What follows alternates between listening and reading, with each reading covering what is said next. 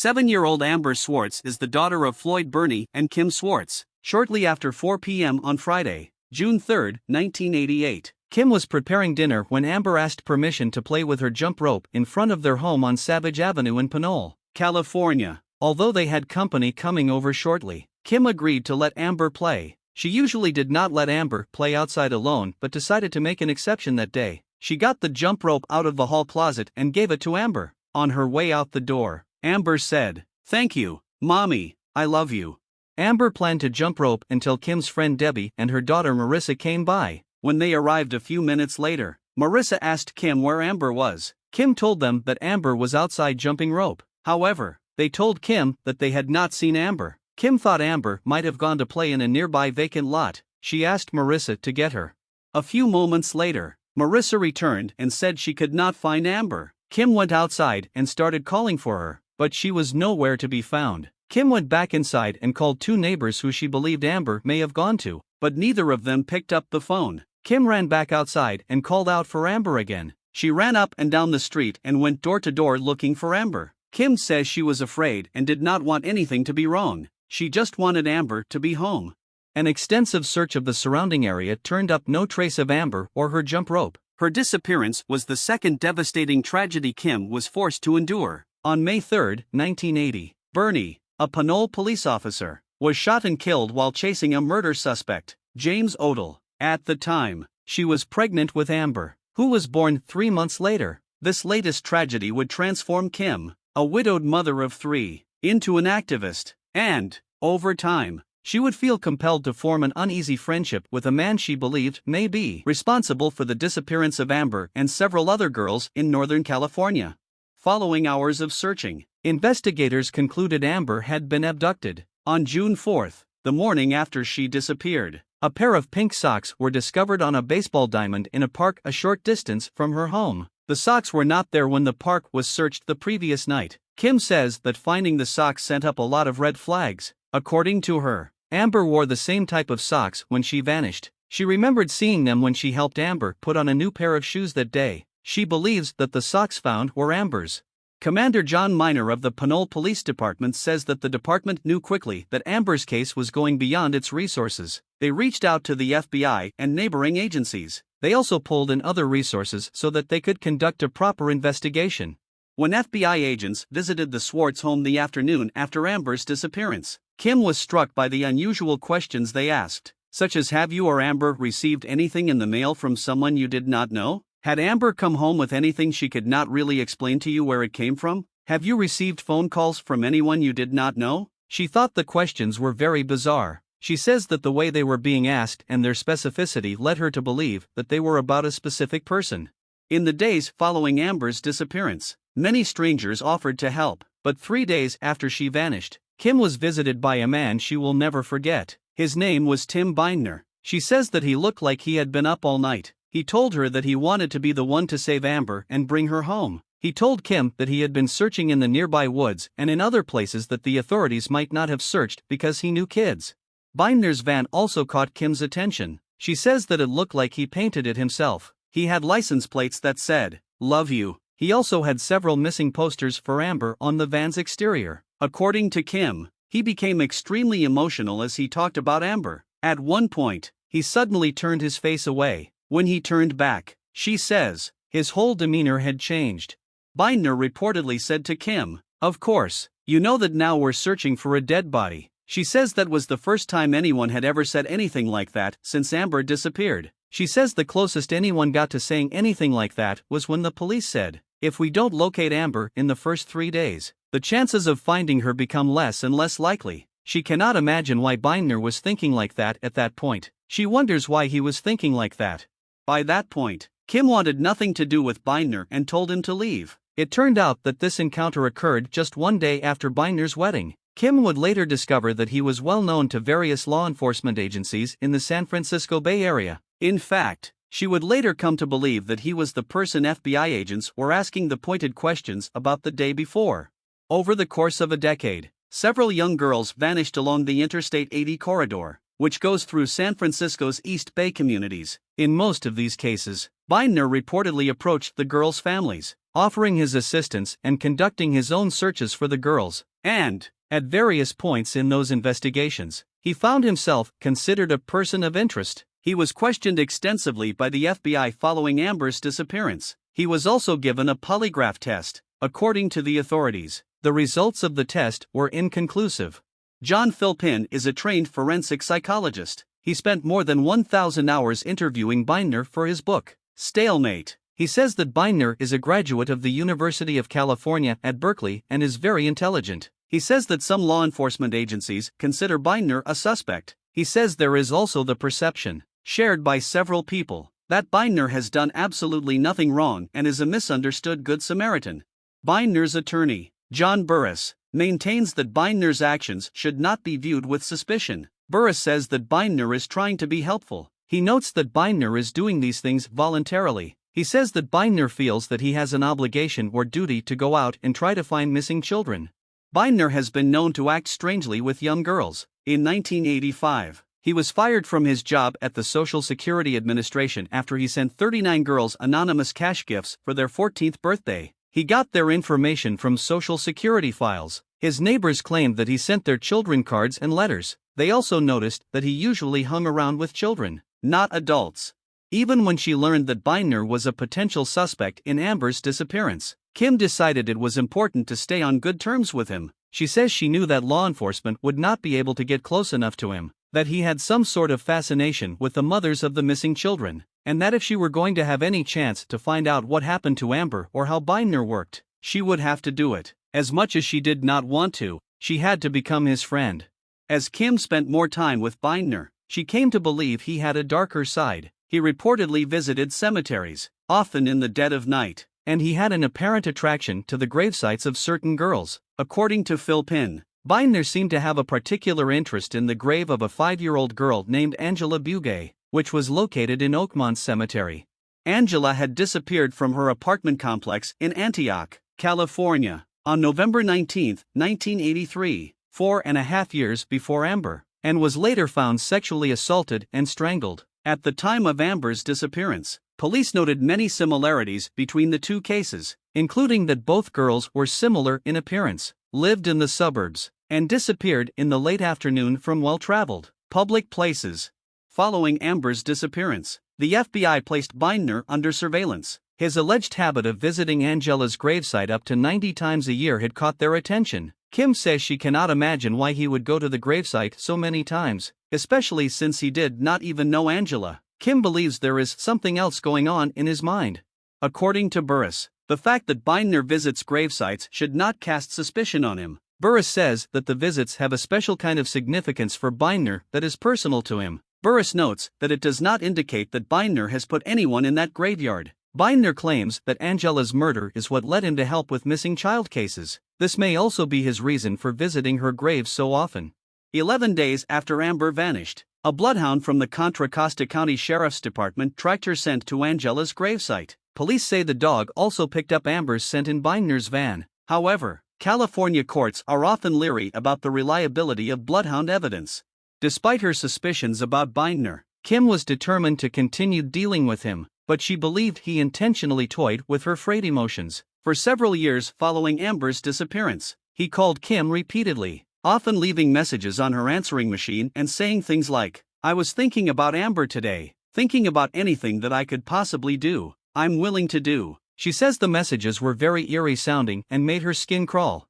According to Kim, Bindner sometimes recommended books to her that he said might help her understand Amber's case. Occasionally, she felt he was taunting and playing mind games with her. She says one book in particular was Crime and Punishment by Fyodor Dostoevsky. She notes that in that book, the suspect appears at the crime scenes, gets involved, and forms a liaison with the family. She says it was like Bindner was talking about himself.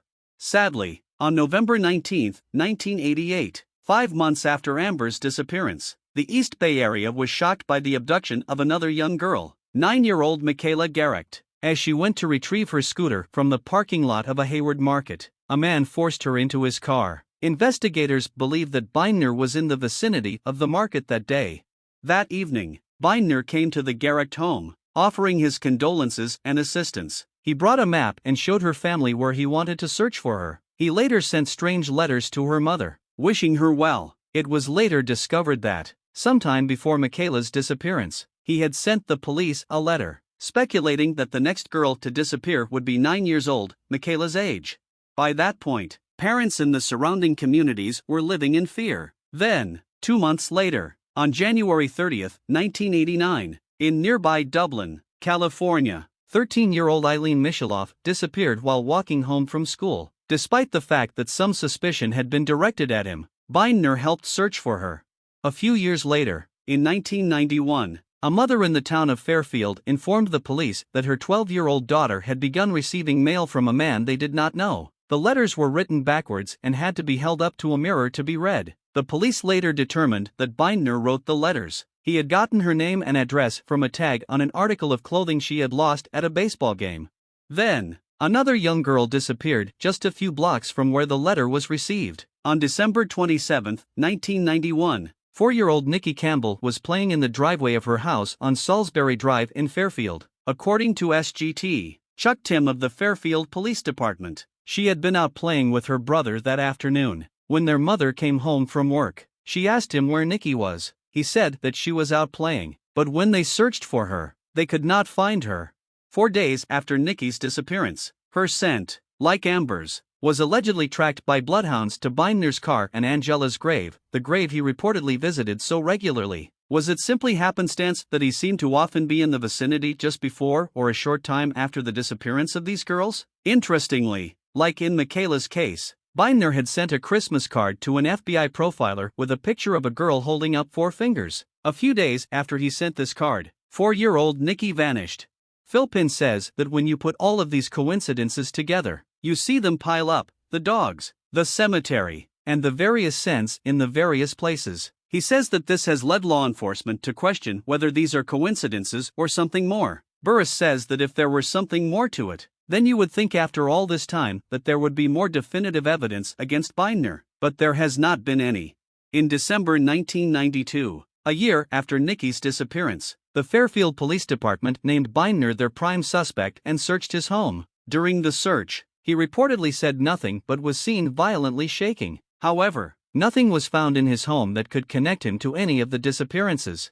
But in the wake of that highly publicized search, a local man, Erwin Baumgardner, called Kim. He told her that he witnessed a chilling scene late on the afternoon of Amber's disappearance as he drove into Alvarado Park, not far from the Swartz home. Erwin says that as he drove past a parked car, he saw a man and a young girl standing next to the car's open back door. Erwin says the man looked at Erwin and his car with an "oh no" look on his face. Erwin turned his car around so that he could see what was happening. As he was doing this, the man picked up the girl by the scruff of her neck and the seat of her pants and threw her into the back of the car.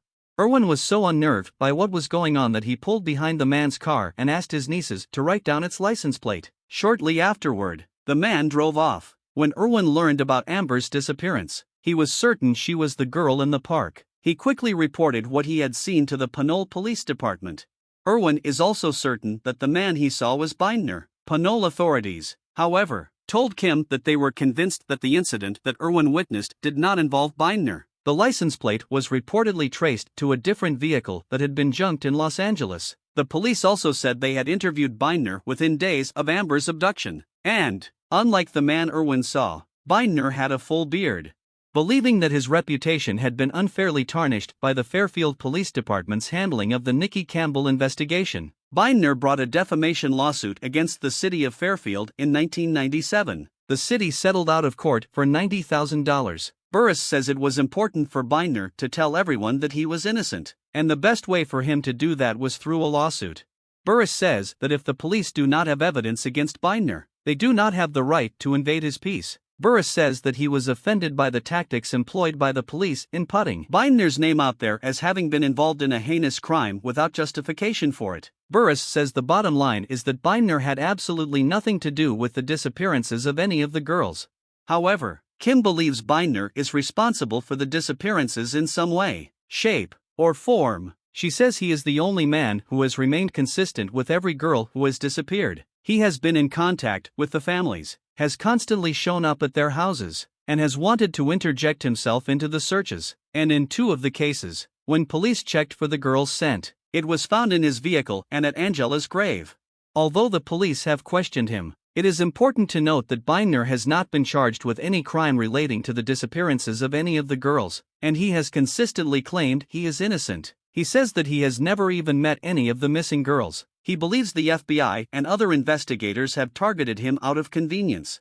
Meanwhile, Kim refuses to give up. She says she will not rest until she finds out what happened to her daughter. Within weeks of Amber's disappearance, Kim created the Amber Foundation for Missing Children. The foundation's goals continue to be educating law enforcement and parents on ways to prevent child abductions, so that what happened to Kim may never happen to them. Her foundation has also pushed for legislation establishing a missing persons DNA database. Kim has also become a trained expert in kidnapping response and is often called on to help with missing child cases. Suspects: Tim Binder remains a person of interest in Amber's case as well as in the others. He first met Kim 3 days later and was very emotional, saying that he wanted to be the one to find Amber. He also told her they were looking for a dead body. The FBI questioned him extensively following Amber's disappearance. He was given a polygraph, but the results were inconclusive.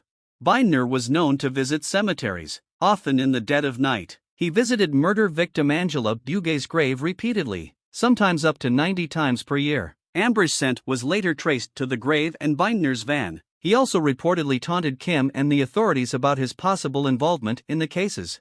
A witness reported seeing a man force a girl into a car at a park on the afternoon of Amber's disappearance. The witness believed that the man was Binder, and the girl was Amber. However, the police do not believe the man was Binder. The car's license plate was traced to a different vehicle that had been junked in Los Angeles.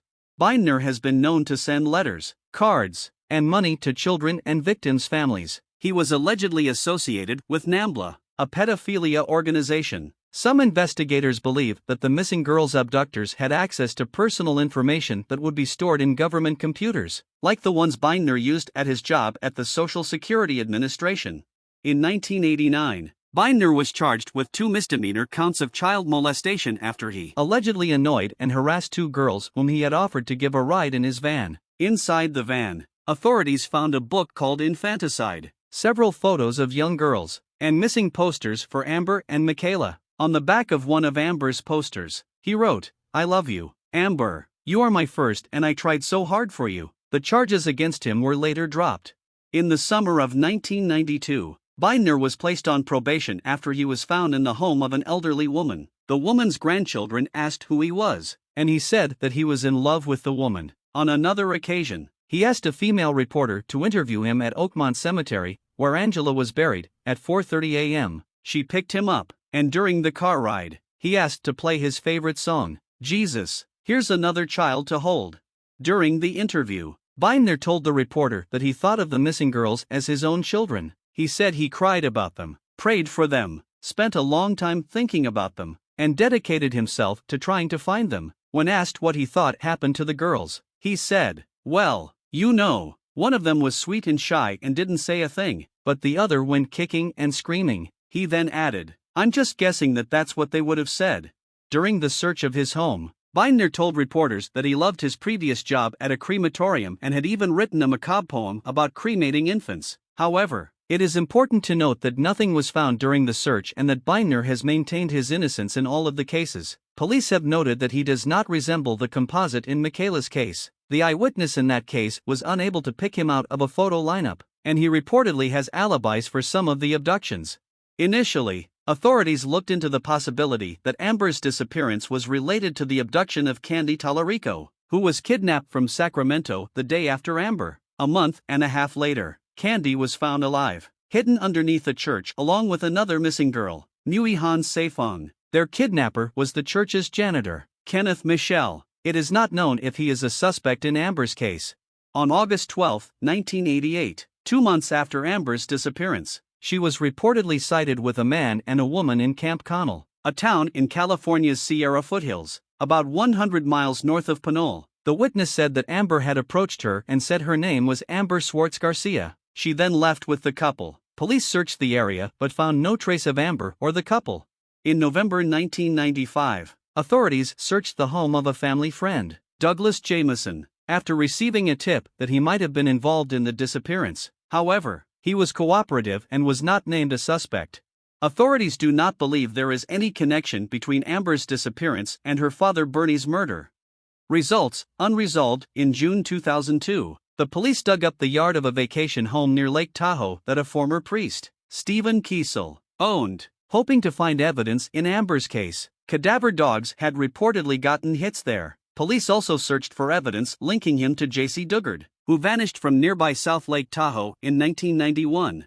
Kiesel lived down the street from Amber at the time of her disappearance. He was arrested in May 2002 for molesting 3 girls at Santa Paula Catholic Church in Fremont, where he worked from 1968 to 1971. 14 others came forward and accused him of abuse. One of them was allegedly molested in Pinole. Many of the victims matched Amber's age and description. Kiesel had previously pleaded no contest to lewd conduct for molesting and tying up 2 boys at a church in Union City in 1978. He received probation in that case.